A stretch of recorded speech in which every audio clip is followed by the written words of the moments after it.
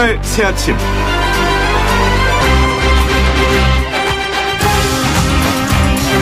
화수분이라는 말이 있습니다. 1925년 전영택이 조선문단 4호에 발표한 단편소설 제목이기도 한데요. 써도 계속해서 돈이 나오는 보물단지를 뜻한다고 합니다. 억만장자 빌 게이츠의 집에 그런데 이 화수분이 숨겨져 있을지도 모른다는 소문이 있네요. 그동안 빌 게이츠가 기부한 돈이 약 41조 7천억 원이나 되지만 그럼에도 불구하고 그의 순 자산은 올해만 약 19조 원이나 증가했기 때문이죠. 그는 불평등의 지속적 해소를 목표로 저개발국의 교육, 보건, 개발 사업을 적극적으로 돕고 있다고 하는데요. 착한 일을 하는 사람은 하늘이 돕는 걸까요? 저도 빌 게이츠처럼 펑펑 기부하면서 착하게, 아주 착하게 살고 싶습니다. RTL 라디오 노영의 출발 새 아침 지금부터 출발합니다.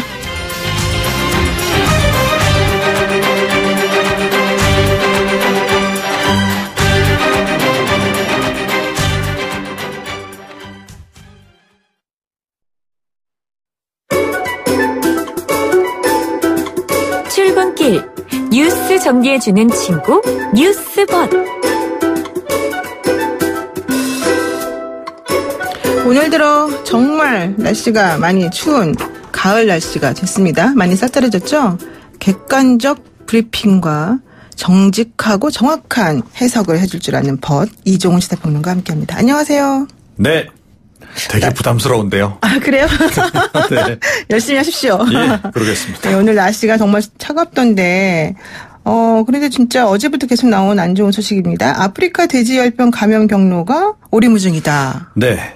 파주시와 연천군 현재까지는 두 곳에서 발생을 했습니다. 그런데 농식품부 설명은 이랬습니다. 두 지역 간 접점이 없다. 두 곳 모두 감염 가능성이 높은 잔반이 아니라 사료를 먹였다. 두 농장을 다녀간 사료 차량도 없다. 외국인 직원을 비롯 최근 해외에 다녀온 관련자들도 없다. 야생 멧돼지 전파 가능성도 없다.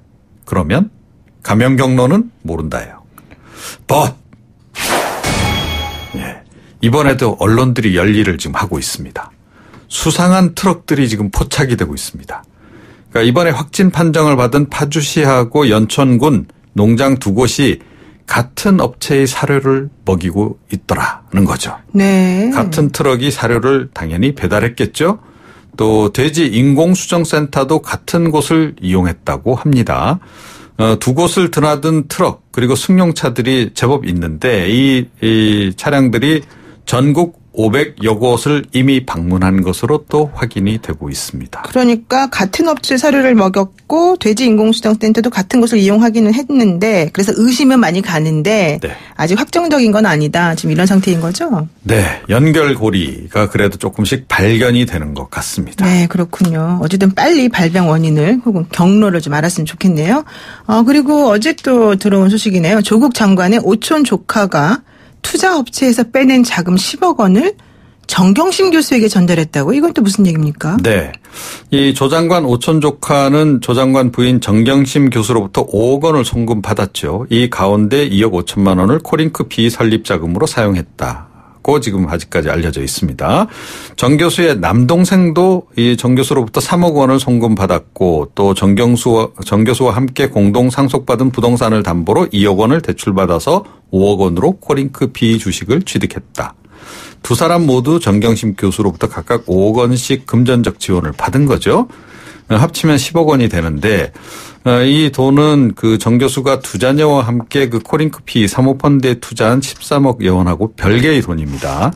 그런데 조 장관 오촌 조카가 이 10억 원을 정 교수에게 전달한 정황이 좀 드러났다는 거고요. 그럼 투자했던 돈을 회수를 해갔다는 뜻이냐. 이거 좀 이제 확인이 필요한 그런 그 상황입니다.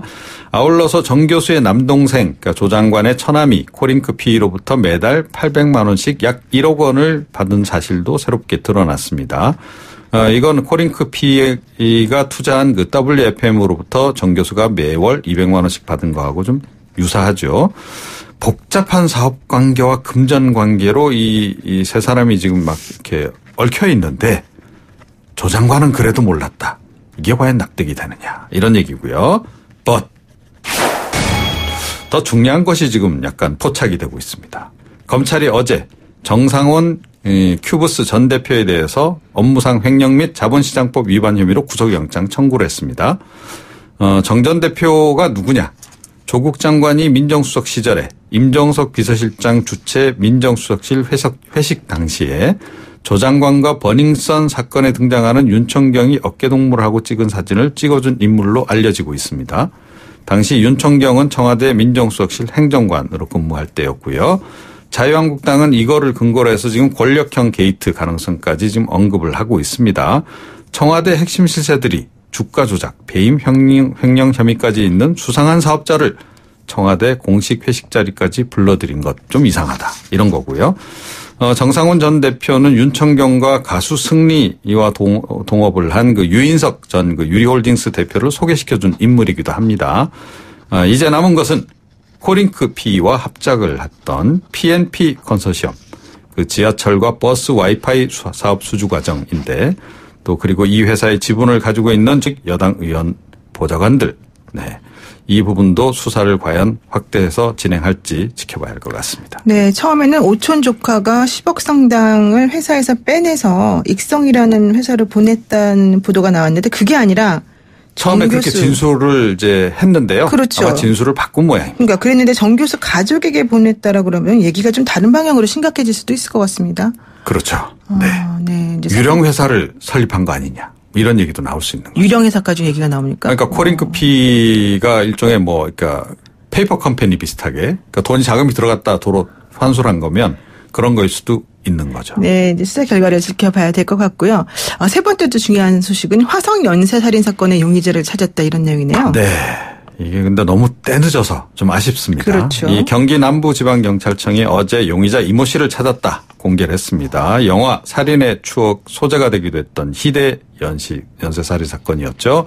1986년부터 91년까지 한 10여 차례에 걸쳐서 이제 살인을 한 그런 장기 미제 사건이었습니다. 그런데 최근 이 사건을 재수사를 이제 했고 그 과정에서 과거 피해자들의 그 증거물에서 채취한 용의자 DNA 분석을 의뢰를 했다고 합니다. 그래서 그걸 가지고 지금 교도소에 수감돼 있거나 출소한 전과자들 그 DNA 관리하는 데이터베이스하고 이렇게 이제 대조 작업을 해본 거죠. 네. 그래서 이제 찾아낸 거고요.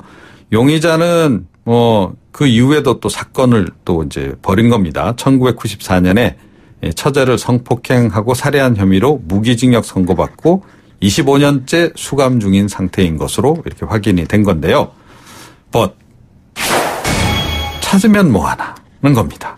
이미 2006년에 공소시효가 만료가 된 상태였고요. 네. 아시다시피 2007년 이전에 발생한 살인사건의 경우에는 공소시효가 15년 아니겠습니까? 네네. 최근에는 25년으로 늘긴 했습니다만 그래서 굉장히 좀 아쉽다. 이런 또 분들이 많네요. 네, 그렇군요. 중간에 태안이법 때문에 시효가 연장될 줄 알았더니 이건 아니었나 보네요. 네, 오늘 말씀 여기까지 듣겠습니다. 고맙습니다. 네. 네, 지금까지 이정훈 시사평론가와 함께했습니다. 아침을 시작하는 슬기로운 방법. 오늘 내게 이로운 뉴스. 노영희의 출발 새 아침 슬기로운 인터뷰. 조국 법무부 장관의 퇴진을 요구하는 자유한국당의 반발이 거셉니다. 어제는 중진 의원들의 삭발식에 이어서 광화문에서 2차 촛불 집회가 있었고요. 바른미래당과 함께 조국 법무부 장관에 대한 국정조사 요구서를 국회에 제출하기도 했죠. 조국 장관을 둘러싼 여야 대립이 계속되면서 겨우 합의를 했던 정기국회 일정이 또다시 좀 문제가 생기는 건 아닌지 우려의 목소리도 나오고 있습니다. 관련해서 자유한국당의 입장을 한번 들어보는 시간을 마련했는데요. 자유한국당의 조경태 최고위원 전화 연결돼 있습니다. 의원님 안녕하세요. 네, 안녕하세요. 어제 바른미래당과 함께 조국 법무부 장관에 대한 국정조사 요구서를 국회에 제출을 하셨는데요. 일각에서는 지금 검찰 수사 중인데 이런 것까지 해야 되냐 이런 얘기도 하던데 어떻습니까? 국정조사의 뜻을 잘 이해를 못하는 분들이 좀 계시는 것 같은데요. 네. 검찰에서 하고 있는 것은 이제 검찰이 하면 되는 거고요. 국정조사는 국회가 해야 될 역할이거든요. 네. 우리나라가 지금 3권 분립이 되어 있지 않습니까? 그렇죠. 사법부에서 할 수 있는 역할, 또 입법부에서 국회에서 할 수 있는 역할, 또 행정부에서 할 수 있는 역할, 이런 역할들이 다 각각 다른데요. 국회에서는 당연히 이 이 국정조사와 관련돼서 또 국회가 해야 될 일은 해야 된다 이런 입장이죠. 네, 그 민주평화당하고 대한정치연대에서는 뭐 국정조사보다도 검찰 수사를 지켜보는 게 우선이다 이런 얘기도 하던데 그러면서 두 정당을 설득하는 것이 필요하다 이런 얘기도 나옵니다. 이게 가능한 얘기입니까? 글쎄요, 나는 그 정당에 대해서 묻고 싶은 게 네. 더불어민주당도 포함해가지고요. 지금 조국 그 장관에 대한 의혹이 갈수록 더 증폭되고 있지 않습니까? 네. 이런 상황에서 국회가 그냥 검찰의 수사에만 맡겨놓는다 하는 것은 과거에 그 최순실 사건 때는 그때 검찰에 지키만 보지 그때는 국정조사를 왜 했습니까? 네. 그래서 내로남불식의 어떤 정치 해서는 안 된다고 생각을 하고요. 저는 공정한 그때도 했기 때문에 하자는 그런 의미보다는 국회가 당연히 각종 의혹이 있는 그런 사건에 대해서는 국정조사를 하도록 법에 명시되어 있지 않습니까? 네. 그것을 저는 따르는 것이 그게 상식이다 이런 생각을 합니다. 국정조사는 검찰 수사와는 별개로 국회가 해야 될 일이기 때문에 지금 그 별개의 것을 가지고 논의할 필요는 없고 국정조사가 필요하다. 지금 추석 명절 예. 때 뭐 민심을 보시면 아시겠지만 온통 좀 조국에 대한 그 스트레스와 그 또 그런 화남이 분노가 지금 국민들한테 있는 거 아닙니까? 더군다나 그 장관 역대 그 우리가 해방 이후에 보면은 장관 임명 때문에 이 젊은 대학생들이 촛불을 든 사례가 없습니다. 네. 부끄러워할 줄 알아야지요.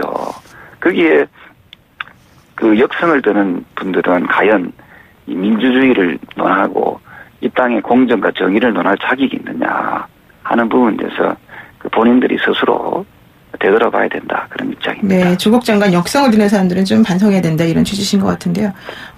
이런 가운데 어제 국회의원회관에서는 사법개혁 및 법무개혁 당정 협의가 열렸습니다. 이 자리에서 더불어민주당 의원들이 지금이 검찰 법무개혁의 적기고 조국 장관이 적임자다. 그리고 특히 이인영 원내대표가 자유한국당은 왜 이렇게 검찰개혁에 소극적이냐, 왜 반대하냐 이런 발언을 했는데 어떻습니까 이 발언은? 글쎄요, 그 국민들이 동의하겠습니까? 지금 검찰개혁의 적임자는 조국이 아니라 저는 윤석열 총장이라고 생각합니다. 검찰총장. 네. 지금 많은 대다수의 국민들이 윤석열 총장에 대해서 잘하고 있다고 박수를 치고 있지 않습니까? 네. 저는 오히려 조국 장관은 개혁의 대상이고 지금 법무부의 수장으로 계실 게 아니고 지금 당장 수사를 받아야 될 위치에 있다 이런 생각을 하고 있거든요. 최근에 본인 딸의 총장상 위조 문제가 지금 아주 심각하게 지금 드러나 있지 않습니까? 위조 정황이. 거기에 대해서 지금 더불어민주당 이인영 원내대표 입장을 좀 듣고 싶거든요. 네. 그리고 지난번에 그 위조에 대해서 또 이 부분도 역성을 들었던 청문위원님들 입장이 어떻는지 그 소신에는 변함이 없으신지 국민들께 한번 밝혀주시기 바랍니다. 네. 자유한국당이 다시 한번 말씀드리지만은 네. 검찰개혁의 적임자는 윤석열 검찰총장이지 조국은 피의자로서 수사를 좀 받으러 가셔야 된다 이런 생각을 합니다. 네, 그렇군요. 조 장관이 검찰개혁의 대상이다. 오히려 이런 얘기신데요. 어제 당정협의회 조국 장관도 참석했었지 않습니까? 이 자리에서 조 장관이 그 수사 공보준칙 개정과 관련해서 가족 수사가 마무리된 후에 이걸 시행하겠다 이런 입장을 밝혔는데요. 이런 발언은 어떻게 들으셨습니까? 사실은 이제 울며 겨자 먹기 시간이겠습니까?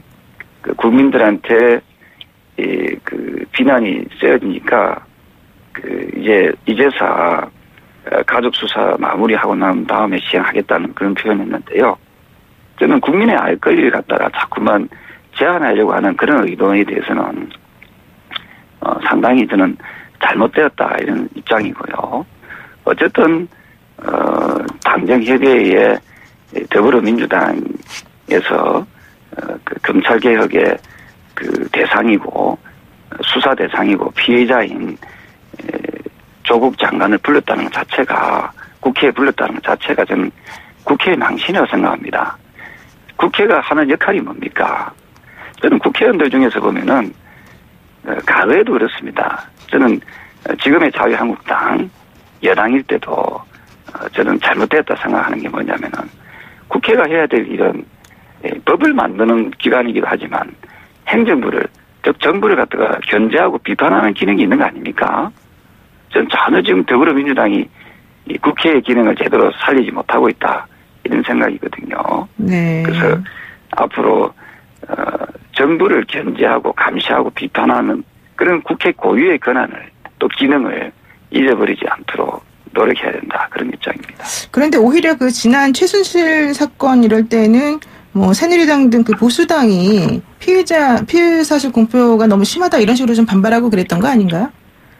제가 방금 말씀드렸던 게 네. 역대 그 정당들의 모습, 행태를 지금 제가 방금 말씀드린 거 아닙니까? 네. 그 똑같이 닮아가서 되겠습니까? 네. 더불어민주당이. 네. 잘못된 건 잘못됐다고 이야기하고 어떻게 그 공수가 바뀌고 입장이 바뀌면 그렇게들 항해가지 하는지 모르겠어요. 네. 앞으로 대한민국에 언제쯤 정의가 강물처럼 흐르고 공정이 강물처럼 흐르는 그런 나라가 될지 참으로 답답하기도 합니다. 앞으로 이런 부분에 대해서 국회가 더욱더 반성해야 되고, 더군다나 지금 조국 장관 같은 경우에는 아마도 해방 이후에 이렇게 깨끗한 척, 고상한 척 하면서 온갖 위선을 떨고 또 이런 불법적인, 탈법적인, 또 특권적인 그런 행위를 일삼아온 그런 장관 본 적 있습니까? 우리 사회자님? 저는 제가 지금 사선 의원이지만은 이런 사람 처음 봤습니다. 어떤 의혹 하나만 나와도 장관직에서 물러나고 하는 게 공직자로서의 도리인데, 과거에 보시지 않습니까? 논문 표절 하나만 가지고도 어떤 숱한 그 장관들이 물러나지 않았습니까? 이분을 보면 그 논문 표절 의혹도 있으시고, 그 다음에 위장전입은 본인 스스로가 커밍아웃 하지 않았습니까? 위장전입이 있었다고. 근데 어떻게, 그거 말고 각종 딸 문제도 있고, 본인 문제도 있고, 이런 분을 갖다가 지금 장관으로 도저히 내버려 두고 있다. 이것은 대한민국의 수치지요. 네. 국민들이 왜 이분을 갖다 반대하겠습니까? 대다수 국민들이. 지금 국민들 60% 가량 또는 그 이상이 반대하고 있는 분 아닙니까? 일단 알겠고요. 지금 현재 그 야당에서 이어지고 있는 삭발 릴레이 이런 것에 대해서 여당에서는 이런 식의 뭐 릴레이 삭발 이건 약자 코스프레다 이렇게 비판하고 나서고 있는데요. 어떻습니까? 민생을 좀 더 돌아봐야 된다 이런 의견도 있고요. 저는 이 민주당이 지금 여당이지 않습니까? 네. 저는 이 여당은 여당답게 좀 이렇게 처신해야 된다는 생각입니다.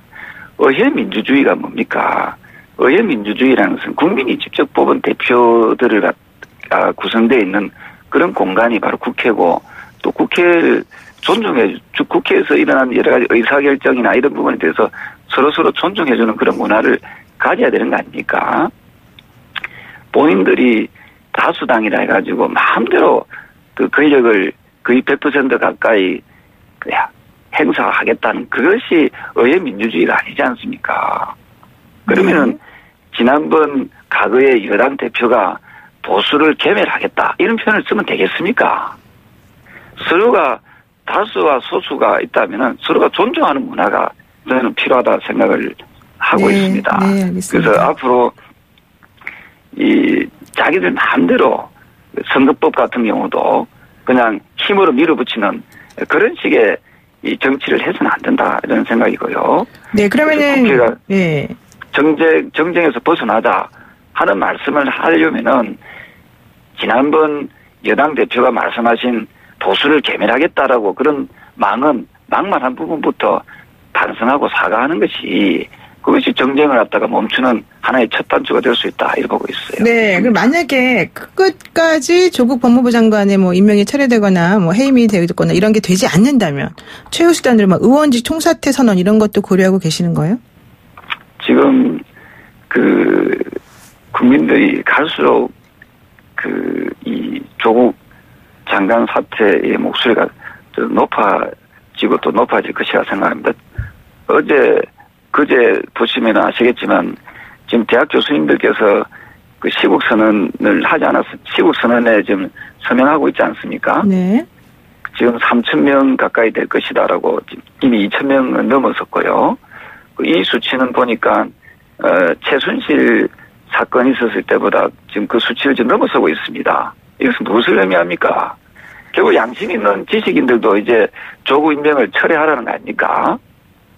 그래서 저는 이 자유한국당을 이 좌수 국민들이 어떻게 하자 이게 아니고요.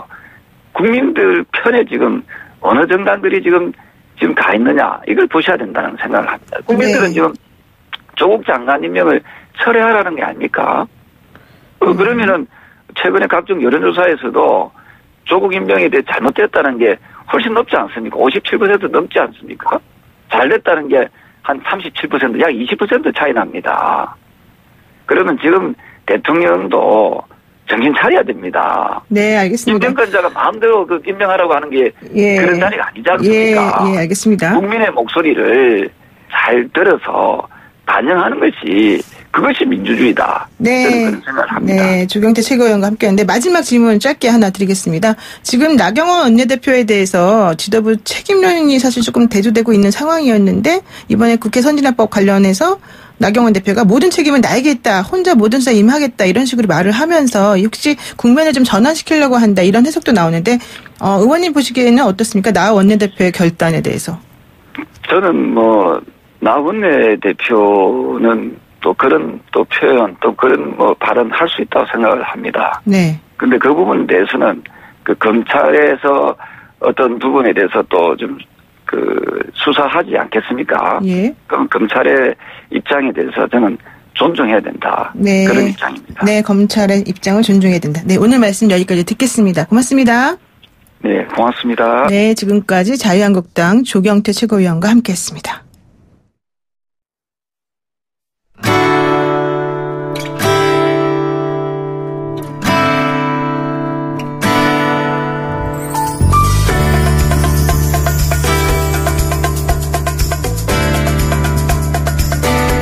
뉴스 탐구생활 바른 역사.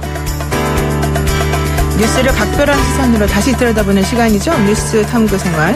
오늘은 바른 역사 시간입니다. 역사라는 프리즘을 통해서 뉴스를 좀 똑바로 들여다봐야 된다 이건데요. 오늘은 우리 귀한 전우용 역사학자를 조금 일찍 모셨습니다. 안녕하십니까? 네, 안녕하세요. 예, 오늘은 어떤 뉴스를 조금 똑바로 봐야 될까요? 똑바로라기보다는 이제 그동안 많이들 그럼 했었어요. 네. 삭발. 삭발. 결의를 표시하기 위해서 노동운동 관련해서 나오기도 했고 좀 제가 기억에 남는 거는 이제 세계무역기구 네. 좀 뭐랄까요? 자유무역에 반대해서 네네. 농촌시장 살리자고 한 여성이 삭발했던 게 기억이 나는데 요즘 또 이제 삭발이 정치적 이슈가 되고 있어서 우리 언제부터 삭발했나 이 얘기 좀 한번 해볼까 합니다. 네, 역사적으로 삭발에 대해서 한번 공부를 심도 깊게 한번 해볼 수가 있겠습니다. 언뜻 생각하기에는 이 대한제국 시대에 단발령이 그때 있었지 않습니까? 근데 이전에는 삭발이라는 게 없었던 것 같고 우리나라 특히 유교 문화권에서는 머리카락을 자랐느니 차라리 내 목을 잘라라 이런 분위기였다고 그러던데 맞나요?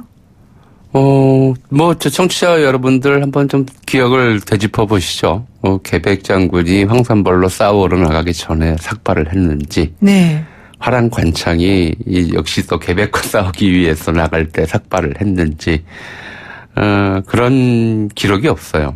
그러니까 특히 이제, 조선시대, 유교 문화에서는 더 이제 지금 말씀하셨듯이 신체 발부는 수지 부분이 불감훼손이 효지 일야라 혀를 중시했기 때문에 더 안 했고요. 그렇죠. 삭발은 이제 이 동아시아 문화권, 특히 불교 문화권에서는 이제 출가의 상징이었죠. 왜냐하면 이 머리카락이 나고 자라고 하얗게 새고 그리고 빠져요. 네.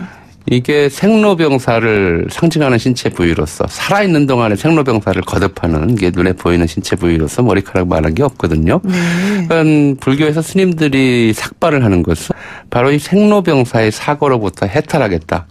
이게 고다마시 따라타 부처님이 출가한 이유잖아요. 네, 생로병사의 사고로부터 네. 중생을 해탈시키겠다. 네. 그러니까 그 해탈의 의미로서 삭발을 하는 것이지. 그러니까 이제 결의라고 한다면 이제 종교적 결의인 것이죠. 이것이 세속적이거나 또는 군사적이거나 정치적인 결의로 삭발하는 그런 문화는 우리나라에 없었죠. 그러니까 종교적 결의나 해탈의 의미로 삭발은 있었을지 몰라도 지금 하는 것처럼 이렇게 정치적 의사의 표시를 하는 것은 기존에 우리 예전에 그런 그 가치관하고는 맞지 않았다. 아니 정치적 의사를 떠나서 그냥 결의를 이런 걸로 표현하는 법은 없어요. 이걸 표현한 적이 없었다. 한 번도 없었죠. 누가 이런 식으로 머리카락을 잘라서 결의를 표현해요. 그리고 게다가 머리카락은 대단히 좀 중요한 문화적 코드였어요. 그러니까 이건 특히 우리나라에서 동아시아 다 마찬가지였는데요. 청나라가 중국을 지배하기 전까지도 그랬었고 남성들의 경우에는 머리를 결혼을 하면 네. 끝을 올리죠. 이제 머리를 올려서 상투를 들잖아요. 네. 일본 같은 경우에는 앞니말을 조금 밀어서 상투를 들었고요. 여성은 뒤로 말아서 거기다가 비녀를 꽂아요.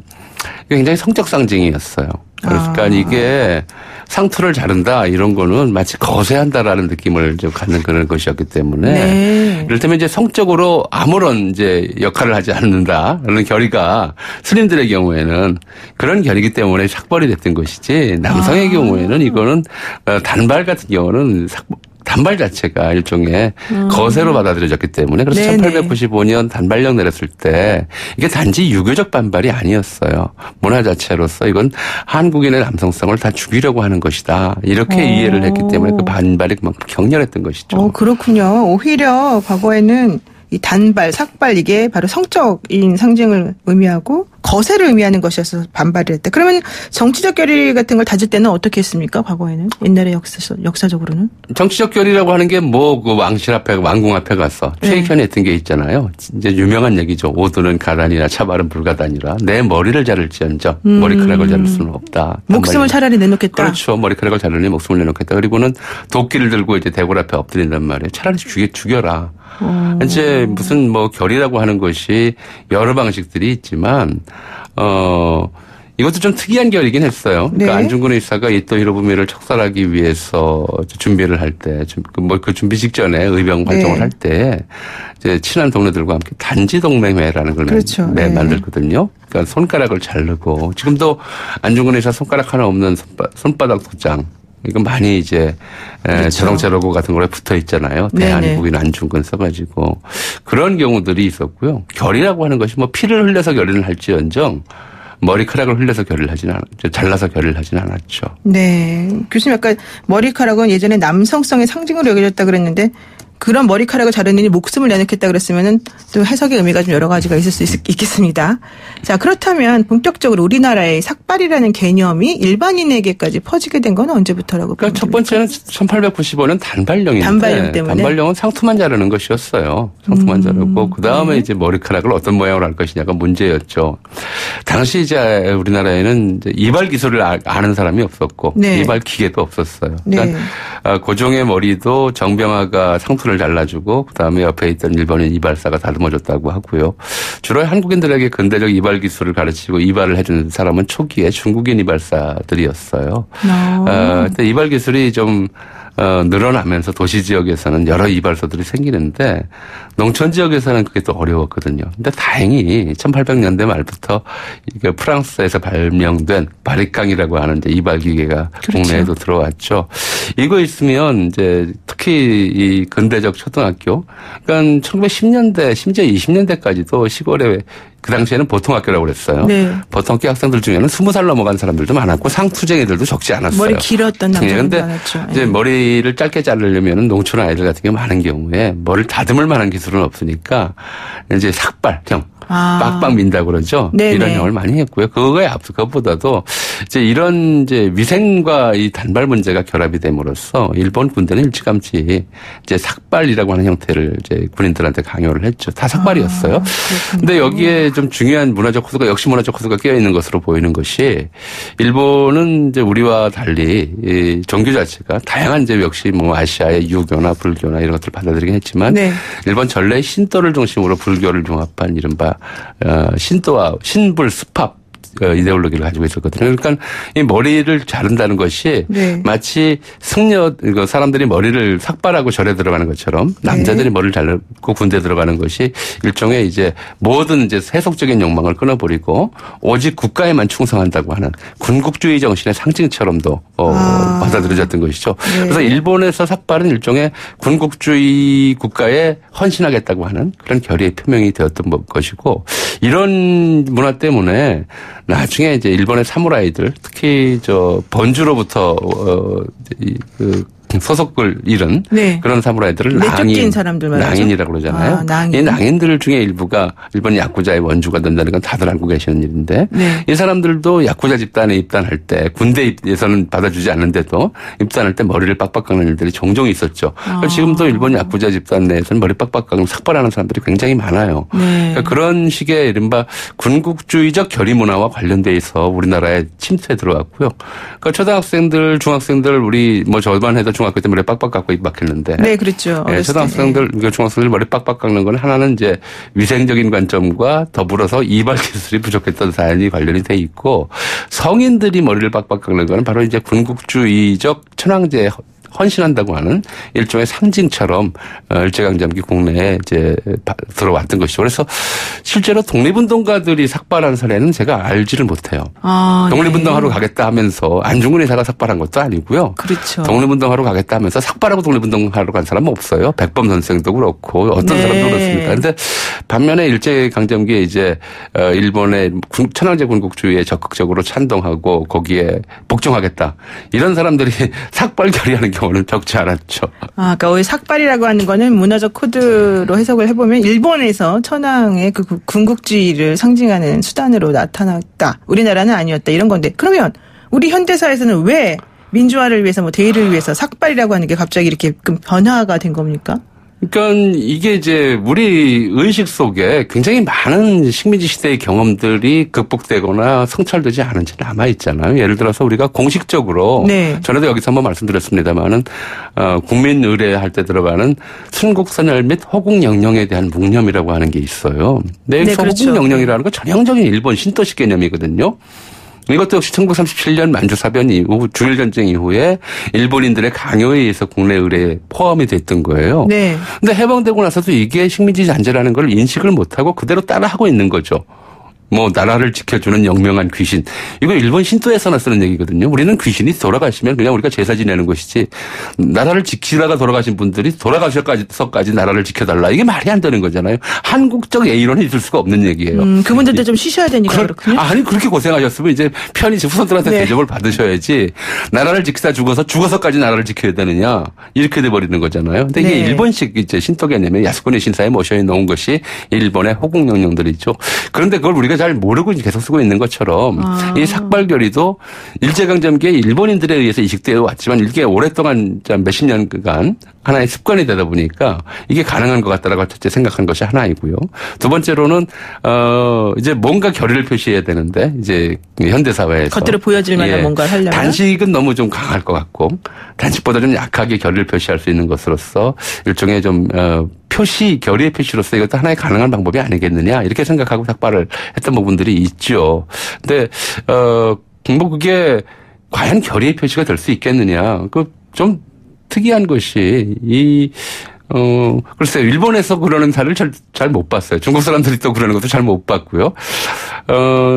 이건 이제 현대에는 이 삭발 자체가 일종의 패션, 특히 남성들에게는 여성들의 네. 경우에도 간혹 아주 특이하게 삭발하고 다니시는 분들이 있기는 하지만 남성들의 경우는 패션 코드처럼 되어 있기 때문에 정말 이제 중대한 자기 신체의 일부를 손가락 자르는 것처럼 좀 일부의 위해를 가해서 결을 표명하는 것으로 받아들여질 수 있을지 하시는 분들 생각해 보셔야 될 것 같아요. 왜냐하면 저희 세대가 갖는 경험은 그렇거든요. 중학교, 고등학교 때 삭발 다 했어요. 그게 대순이야. 이제 이렇게 그렇죠. 생각하는 그런 게 있었어요. 예전에 깎아머리 중학생 이런 얘기 나왔었는데 사실 근데 이제 이게 왜 문제가 되냐면 이현주 의원이 먼저 삭발을 이번에 단행을 했는데 근데 사실 여성분이었단 말이에요. 그렇죠. 여자분들은 머리를 깎는다는 게 상당한 의미가 있는데 네. 단발로 자르는 것도 심각한데 삭발을 한다는 건 대단한 결심이란 말이죠. 그렇죠. 그러니까 그런 의미에서 이 남성의 삭발과 여성의 삭발을 조금 다르게 봐야 되는 건 아니나 이런 얘기가 있는 거죠. 그렇게 봐야 된다고 생각을 해요. 아, 그렇게 봐야 된다. 그런 점에서 이제 여성의 삭발 같은 경우에 결의를 그렇게 표시할 수는 있는데 다만 그 결의 표시 방법이 뭐랄까요? 이제 우리의 역사에 비춰보자면 네. 썩 그렇게 흔쾌해 보이지는 않는다라는 거죠. 네, 그렇군요. 오늘 말씀 듣다 보니까는 뭐 정말로 시간 가는지도 모르고 제가 여기까지 들어버렸습니다. 오늘 말씀 여기까지 듣겠습니다. 고맙습니다. 네, 감사합니다. 네, 지금까지 역사학자 전우영 교수와 함께 삭발에 대한 여러 가지 개념 공부해봤습니다.